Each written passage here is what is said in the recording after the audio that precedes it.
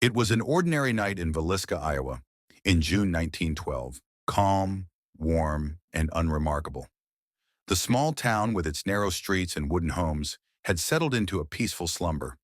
The only sounds came from the rustling leaves, the occasional dog barking in the distance, and the low murmur of the wind sweeping across the fields. But beneath the stillness, something far more sinister was brewing. The Moore family, a well-respected couple, Joe and Sarah, and their four children, lived in a modest house on the edge of town. On that particular evening, they invited two young girls, Lena and Ina Stillinger, to stay the night. It was a routine visit. The families had attended church together, exchanged pleasantries, and after their evening meal, they retired for bed. Everything seemed ordinary, but while the rest of the town rested, a darkness crept through the air, and by the time morning arrived, it had changed everything. The Moore family and the two young girls were found dead, slaughtered in their beds. Their lives had been stolen in the dead of night, their blood spilled in their most vulnerable moment. The killer had used an axe. Each blow was brutal and calculated, each life taken with chilling precision. The bodies were covered with sheets as though the killer was trying to shield the world from the horror he had wrought, wiping the axe clean of any trace. The door was locked from the inside. There was no sign of forced entry. It was as if the killer had been invited in, or at the very least, welcomed into the house. No struggle, no screams, no disturbance. Just the stillness of death, slowly claiming the victims, one by one. The town was shaken. Villisca, a place where neighbors smiled and greeted one another on the street, had been invaded by something far darker than anyone could imagine. The house, now stained with the memory of violence, became a symbol of fear. No one could understand how something so grotesque could happen in their town, how a family, loved and known by all, could be ripped apart in such a savage, senseless act. The investigation into the murders started immediately, but the questions only grew. Who could do something so horrendous? Who could kill six innocent people, including two young girls? And why? Theories ran wild. There were whispers about a traveling preacher, Reverend George Kelly, who had been in Villisca around the time of the murders.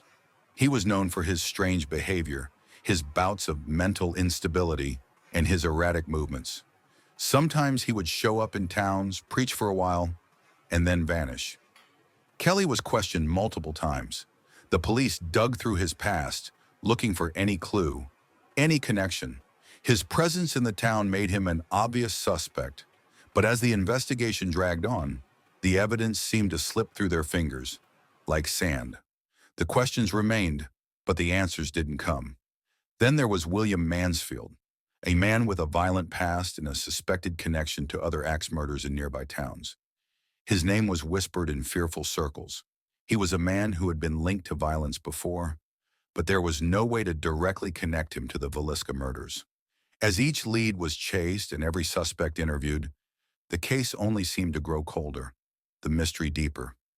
In the midst of all the theories, another chilling thought began to take hold of the town. What if the killer wasn't some outsider, some deranged stranger passing through? What if the killer was someone close to the Moore family, someone who knew them, who had been inside their home before? The brutal nature of the crime suggested something personal, something more than just a random act of violence. The killer hadn't just murdered them, he had made them suffer. The axe wasn't just a weapon, it was a tool of terror. He wasn't just taking lives, he was taking control, wielding his power over the innocent in the most grotesque way. The theories grew darker. Was there a secret about the Moore family? A hidden grudge? A long-buried anger? Joe Moore, the father, was well-liked in town. But what did the killer know that no one else did? Could the killer have been someone who had been watching them, waiting for the perfect moment to strike? As weeks turned into months, the case became a ghost.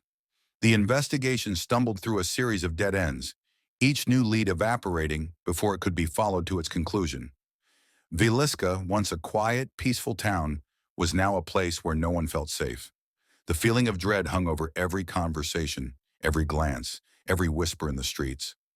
Who could commit such an atrocity and then simply vanish into the night? The house where the murders had taken place was left standing, a grim monument to a crime that could not be explained. Locals swore they heard strange noises at night, footsteps in the empty rooms, a low creak of the floorboards, faint whispers carried on the wind.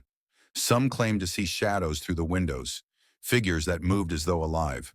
The house was said to be haunted, the spirits of the murdered family trapped inside, forever seeking justice. The whispers of the dead seemed to echo through the streets of Villisca, a constant reminder that the killer was still out there, hiding in plain sight. The investigation stalled. Evidence was lost. The case became an unsolved mystery, a terrifying, unspeakable act that had no resolution. The killer, whoever they were, had left no trace behind. The town had become an open wound, forever scarred by the knowledge that someone had committed an unspeakable act and then walked away, free to disappear into the darkness, never to be found.